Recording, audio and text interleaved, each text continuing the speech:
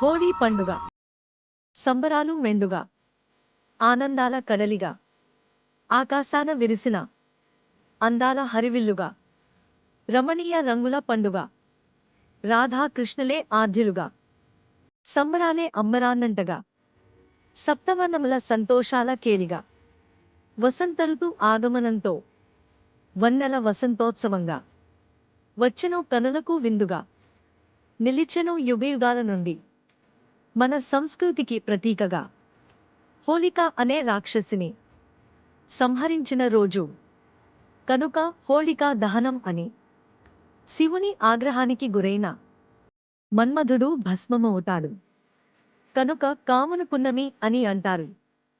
దుష్టశిక్షణ శిష్టరక్షణ జరిగినందుకుగాను ప్రజలు మరుసటి రోజు మహా ఉత్సాహంగా పసుపు, కుంకుమ, నిమ్మ, బిల్వములు, మోదుగుపూలతో చేసిన రంగులను ఒకరిపై ఒకరు చల్లుకుని బంధువులతో మిత్రులతో కోలాహలంగా జరుపుకుంటారు.